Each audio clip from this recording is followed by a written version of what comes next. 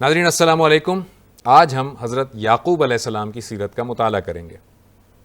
آپ کو یاد ہے کہ ہم نے حضرت اسحاق علیہ السلام کے بارے میں یہ بتایا تھا کہ آپ کی زوجہ حضرت ربقہ 20 سال تک بانجھ تھیں، اور پھر اللہ تعالیٰ نے یکے بعد دیگرے آپ کو 2 جڑواں بیٹے عطا کیے، جن میں سے ایک عیسو ادوم اور دوسرے حضرت یعقوب علیہ السلام ہیں. حضرت یعقوب علیہ السلام کا نام تو یعقوب ہے، لیکن آپ کا جو لقب تھا وہ اسرائیل تھا. یہاں ایک بات بڑی اہمیت کی حامل ہے اور یہ سمجھنی بہت ضروری ہے کہ اسرائیل عبرانی زبان کا لفظ ہے، اور اگر اس عبرانی زبان کے لفظ کا عربی زبان میں ترجمہ کیا جائے تو اسرائیل کا مطلب ہوتا ہے عبداللہ، یعنی اللہ کا بندہ. تو اسرائیل کا مطلب اللہ کا بندہ ہوتا ہے. ہمارے بہت سارے ناظرین کو شاید نہ معلوم ہو کہ اسرائیل اللہ کے بندے کو کہتے ہیں، اور اسرائیل کوئی گالی نہیں ہے. آج ہم عام طور پر اسرائیل کے لفظ کو گالی سمجھتے ہیں، حالانکہ اسرائیل حضرت یعقوب کا لقب ہے اور اس کا مطلب ہے اللہ کا بندہ. اور بنی اسرائیل کا مطلب ہوتا ہے اسرائیل کی اولاد. لہٰذا جو بھی اولاد حضرت یعقوب علیہ السلام کی ہے وہ ساری کی ساری بنی اسرائیل کہلاتی ہے، یعنی اسرائیل کی اولاد. تو یہ بات بڑی اہم ہے، یہ یاد رکھیے گا کہ اسرائیل حضرت یعقوب علیہ السلام کا لقب ہے اور بنی اسرائیل ان کی اولاد کو کہا جاتا ہے. حضرت یعقوب علیہ السلام جب اس دنیا میں تشریف لائے اور جب آپ بڑے ہوئے تو آپ کا زیادہ تر جو وقت گزرا وہ بکریاں چرانے میں گزرا. آپ کا یہ مشغلہ محبوب مشغلہ تھا، بکریاں چرانا، اور اس کے ساتھ ساتھ آپ عام طور پر بڑے خاموش طبیعت تھے، خاموشی کو پسند کرتے تھے اور تنہائی میں رہنے والے تھے. ایک وقت ایسا آیا کہ آپ کسی بات پر آپ کا جھگڑا اپنے بڑے بھائی عیسو ادوم سے ہوا، اور جب آپ کا یہ جھگڑا ہوا تو آپ اپنا یہ آبائی شہر، اپنا ملک یعنی کہ فلسطین، یہ چھوڑ کر کسی اور جگہ ہجرت کر گئے. آپ نے جہاں پر ہجرت کی وہاں آپ نے شادی بھی کی، اور آپ کی شادی آپ کی ماموزاد بیٹی سے ہوئی. لہٰذا یہ ہوا کہ بائبل ہمیں یہ بتاتی ہے، قرآن تو اس بارے میں خاموش ہے، کہ آپ کا نکاح بیک وقت 2 بہنوں کے ساتھ ہوا تھا، اور کل آپ نے 4 نکاح کیے تھے. اگر یہ بات واقعی درست ہے کہ آپ کا نکاح بیک وقت 2 بہنوں کے ساتھ ہوا تھا تو یہ بات بھی صحیح ہے کہ آپ کی شریعت میں ایک ساتھ 2 بہنوں سے نکاح کرنا جائز تھا. اور اگر آپ کی شریعت میں ایک ساتھ 2 بہنوں سے نکاح جائز نہیں تھا تو پھر بائبل کی یہ بات قابل اعتبار نہیں ہے.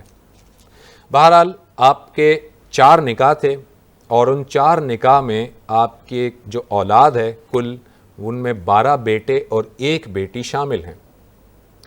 ناظرین یہ بھی آپ کو بتاتے چلیں کہ ان 12 بیٹوں میں سے 2 سب سے چھوٹے بیٹے حضرت یوسف علیہ السلام اور جناب بنیامین ہیں، اور یہ دونوں جو بیٹے ہیں یہ ایک ہی ماں کے بطن سے پیدا ہوئے. لہٰذا یہ دونوں سگے بھائی تھے، اور باقی 10 جو بیٹے تھے وہ دیگر 3 ازواج سے تھے. لہٰذا وہ 10 بھائی ان دونوں کے سوتیلے بھائی تھے. حضرت یعقوب علیہ السلام کے باقی کے حالات پر ہمیں قرآن مجید تو کچھ نہیں بتاتا، لیکن یہ قرآن ضرور بتاتا ہے کہ آپ کو نبوت عطا کی گئی، اور آپ بڑے ہی نرم مزاج کے اور بڑے دھیمے انداز کے گفتگو کے حامل تھے، اور آپ ہمیشہ صبر کیا کرتے تھے جو بھی مصیبتیں آپ پر آتی تھیں.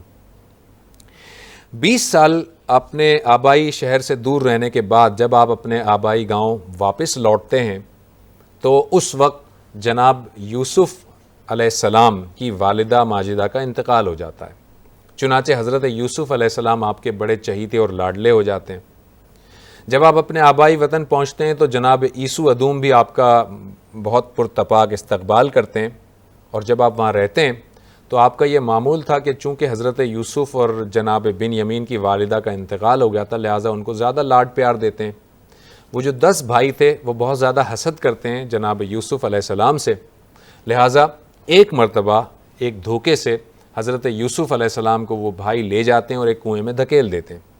اس کا تفصیلی تذکرہ ہم حضرت یوسف علیہ السلام کی سیرت میں بیان کریں گے، لیکن یہاں پر یہ بتاتے چلیں کہ جب حضرت یعقوب علیہ السلام کو یہ بتایا جاتا ہے کہ یوسف علیہ السلام کو بھیڑیا کھا گیا تو آپ صبر سے کام لیتے ہیں، آپ اپنے بیٹوں پر اعتبار تو نہیں کرتے، لیکن کہتے ہیں کہ اللہ تعالیٰ کے سپرد میں یہ معاملہ چھوڑتا ہوں۔